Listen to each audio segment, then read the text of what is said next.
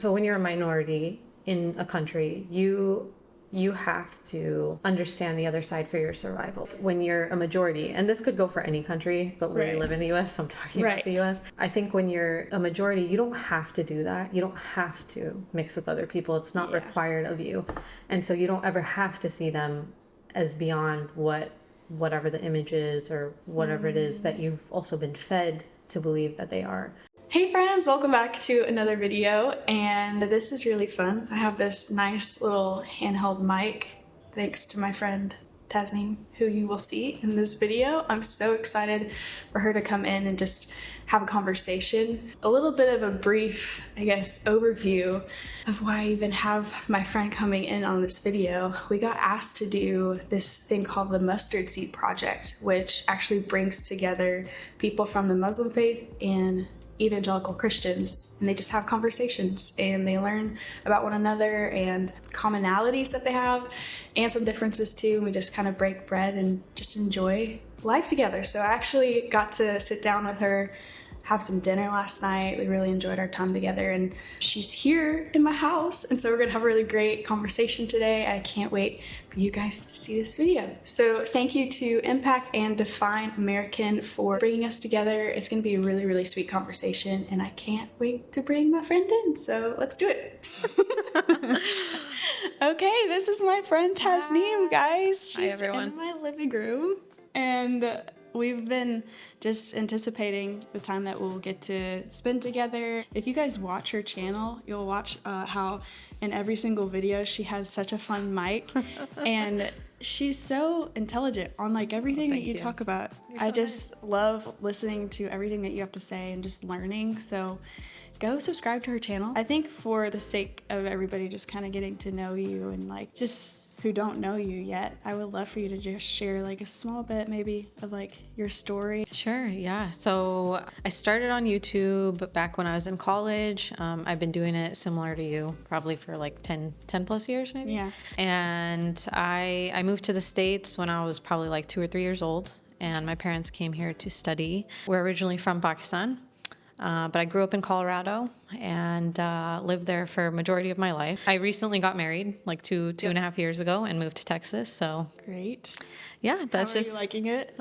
It's a change. It's definitely a change. Yeah, there's a lot that we have in common. But one thing I think that is pretty big is our content creator journey of being on YouTube for such a long period of time. And you started when you were in college. What was that kind of like for you in like a way, like your young adult years? It's just changed so much, right? Like I'm sure you feel the same way. Like Yes. the way YouTube was when we started and how YouTube is now is just like a world of a difference. And so I feel like we were playing in a very different field back then, and now it's just different. And I feel like it's a very unique journey.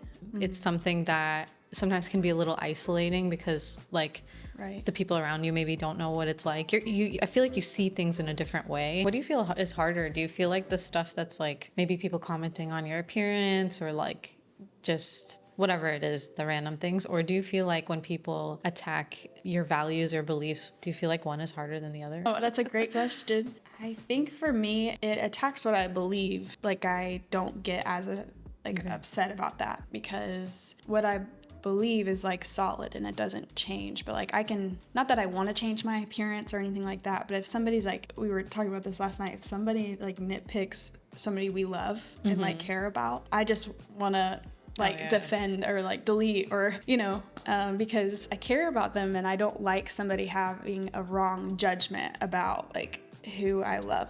Yeah, I think I get so many like different types of hate comments because there's so many intersections of my identity. I just don't sometimes understand why the algorithm pushes my videos in certain ways. But, or like we were talking about this last night, my videos will show up as recommended or vice versa with like people who maybe do very controversial videos, and I get a lot of hate from that audience. So I kind of get like hate from everywhere, like people both inside, outside, religion-based, ethnicity-based, just general trolls. But I feel like I don't know sometimes which one is the most hurtful. Like I sometimes feel like the bigotry ones are the least hurtful because I'm just like, whatever, like it's not like me, you know, but there are still some that are like kind of charged based on my identity that still do sting, you know. What does you creating content look like in a day-to-day setting being a Muslim? Like, what is that like for you? I think it just depends. Like, I have times where I'm making videos that have nothing to do with like me specifically being Muslim, right? Like, right. I can make a video about moving away. I can make a video about friendships. But then I also have times where I'm like, I don't want to deny the parts of my faith or identity. Like, I'm not hiding it from anybody. I'm not trying to package it a certain way. So, you know, I will also make a video about my pilgrimage experience, which I did recently. So I love that video. Yeah. I just kind of like have a mix of both, I would say. I think. So, like, how has your faith helped you in creating content, would you say? Just like the unique experience that I've had being Muslim here in the US has just, I don't know, made my life like rich with so many different, I don't know, thoughts and experiences that I'm able to share with other people. And I feel like it's also given me like a unique perspective. And I think that resonates with a lot of people. And so I don't know if I'm answering the question directly. I think that's how it's kind of, it almost feels like it was a gift or something, you know? Yeah. So going off of how it's helped you as a creator, I mean, that's a different experience, right? But like, how has your faith or religion, how has it helped you in your daily life, just in general? Lately, I've been telling my friends in just my community that I feel like I've been feeling like a little giddy kid. And I don't know how else to just say. I feel just so excited and expectant for what God's doing. Just thinking about how like I am loved by a God and love a God that cares so much about the world and humanity, and like he's going to bring redemption and has a plan. And I feel like having my hope in Jesus has changed everything for me and in my daily life. Like, he gives me dreams of things he wants me to encourage my friends with or pray for. And just to feel love like that, it's just so hard to describe, even just how that feels. And so I just feel like I'm guided in my daily life with such peace and like hope. It just makes me excited to wake up and even to be a mom. You know, we were just talking about that last night. Like, there's difficulties for sure, but like I get to be in my living room. I don't want to cry, but I'm like, I get to be in my living room and like dance around with my son and to see him like so filled with joy, like, you know, that childlike joy. But yeah, I think like even becoming a mom like changed a lot for me. Not to, you don't have to get emotional with your answer, but like I might, we'll see. What would you say for like your day-to-day life? Yeah, I think that the value that it brings in my day-to-day life is just like, I can't even describe like how enormous it is, because I feel like just having anxiety or like stress in the world, you know, all that kind of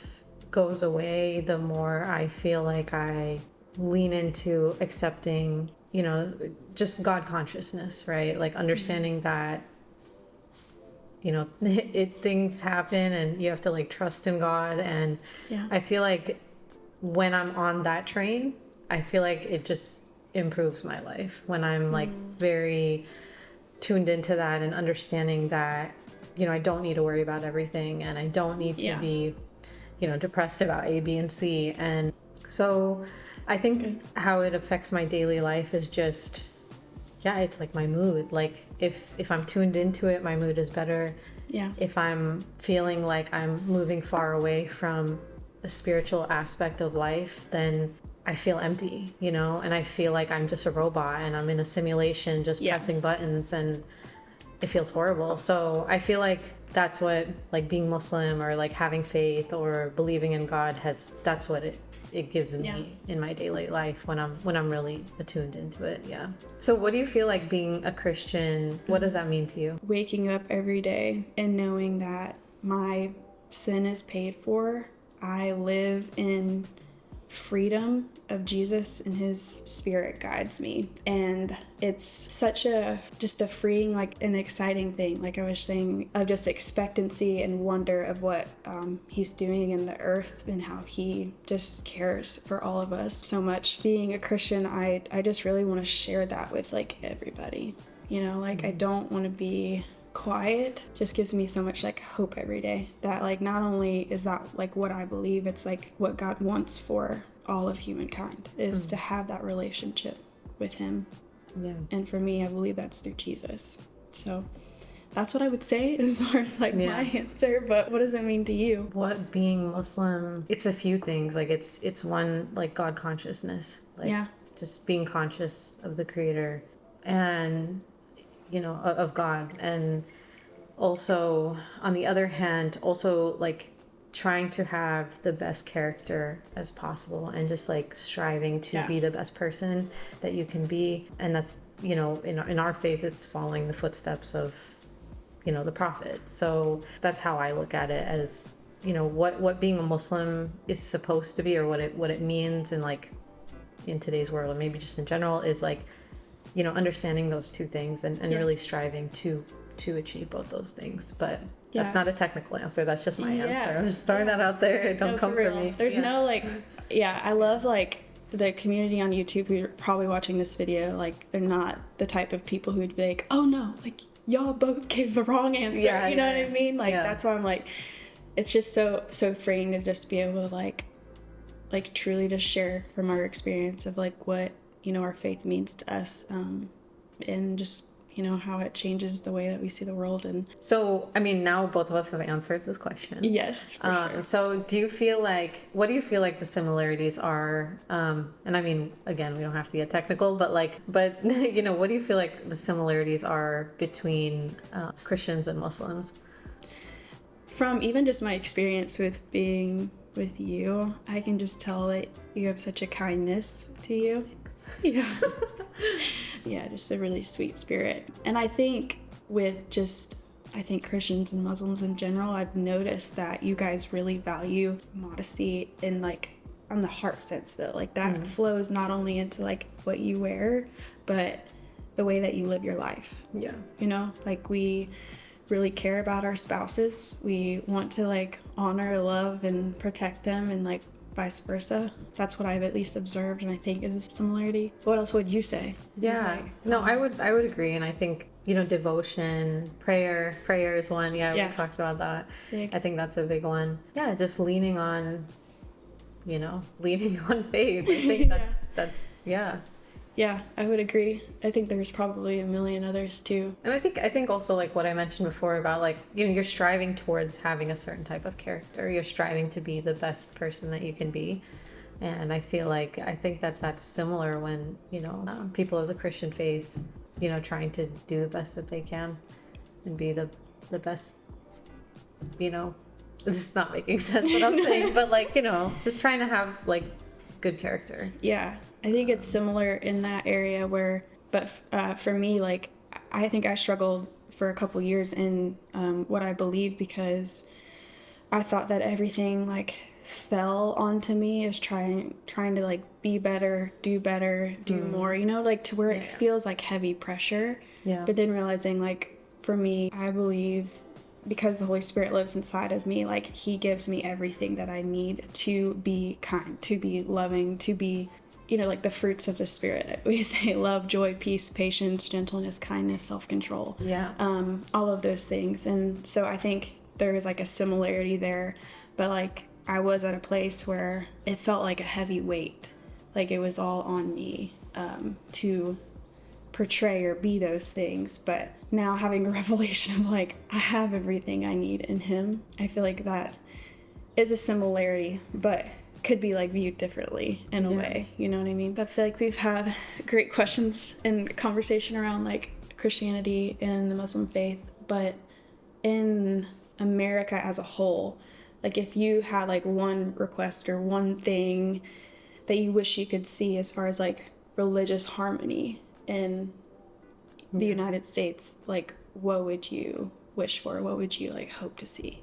I mean, this is like a really basic one, and sometimes I feel like it almost annoys me that this is even, like, why do we even have to do this? But just seeing people as human beings, I feel like, especially when you're a minority in a country, you have to understand the other side for your survival. Like, it's not even about like tolerating somebody. It's like, you are in this land, you respect these rules, you do, you know, like, and you have to understand other people in order to navigate and go through life. I mean, maybe some people don't, but I feel like for a lot of people that is the experience.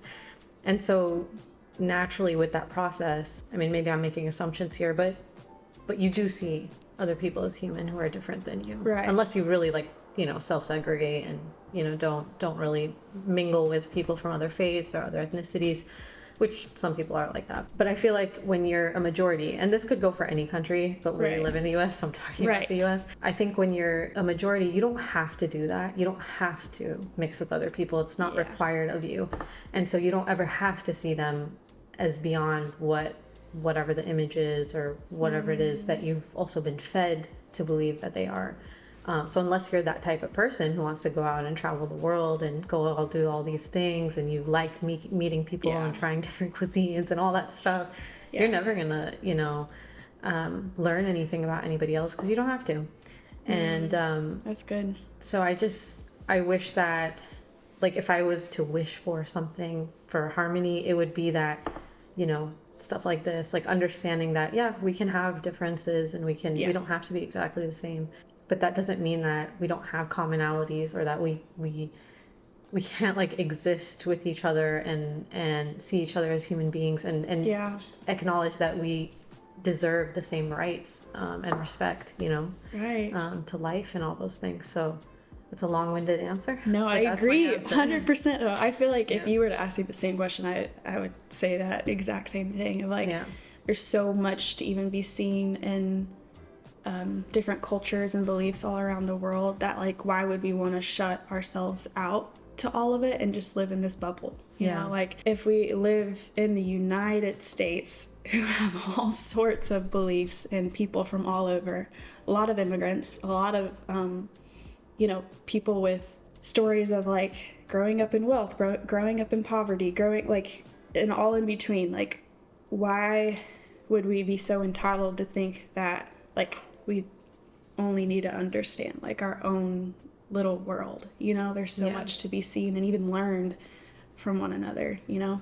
So I agree wholeheartedly with you. And I also think, like, I feel like it'd be really good to end on us talking about maybe a misconception. So, like, we talked about this yesterday. I went to Catholic school. So, like, I had to probably understand more than what a lot of people would. Exactly. So, like, going from, I went from a private Islamic school to a Catholic school. And so, like, there was a big difference. And I do think that there are misconceptions. Like, Muslims definitely, like, a lot of Muslims don't know exactly what Christians believe. And I think that goes the other way as well. Yeah, exactly. So there's just, like, an ignorance in general about, like, what other people believe, what the actual similarities and what the actual differences are. And then, but the struggle with it, I think sometimes, like, okay, we were talking about this last night, and I won't bring up the channel, but, like, what I find difficult about that, and I don't know if this is the same with the Christian faith when you Google things, but the thing that I see sometimes with Muslims in the West, or like, access to certain things, I feel like the stuff that's popular is, like, it's not necessarily, like, maybe if you Google search something, I don't know how credible some of the stuff that comes up is, right? Like, I don't know if you're watching a channel, like, who are you watching? You know what I mean? And so, and there's always disagreements in the community about, you know, there's different schools of thoughts on stuff, but I feel like there's also a lot of misinformation. So even if you go out digging, it's still, you're not may sure not if give you're you getting the answers. Yeah, it might not give you, especially after, like, 9/11 and all of that stuff. I think there was a push, like, we would search Muslims. I don't know if things have changed now, but when you would search, there'd be, like, an agenda behind it. Yeah, like, there were certain links that would come up first, and I don't know if things have changed. I'm sure there have been people who have done work to kind of combat these things and what comes up in Google image searches and all that kind of stuff. But it's tough. But I think even just, like, sitting down and talking to people, getting to know your neighbors, getting to know, you know. But would you say that's like the biggest part of, like, say I wanted to understand more about what you believe, would you say, like, where would you point me to? Or would you just say, let's just talk and become friends for a year? I mean, there's a lot of great resources, but I think the stuff that's like a little clickbaity, like if you see clickbaity stuff, that's probably not the best. You know, the more people can do stuff like even like this, we're just sitting down chatting, I think it makes a difference. And I know that this is like, you know, the Mustard Seed Project. Like, this is something that has like a greater vision and a goal, but people who just get, you know, hearts to like truly want to understand other people and like just become friends with your neighbor. I mean, I think even in both of what we both believe, that's a part of just living life and loving other people, is like just sit down and have a meal with one another. I think that's what we would really encourage you guys to do. I know it's felt like it's just a conversation between us, but I know you're here too.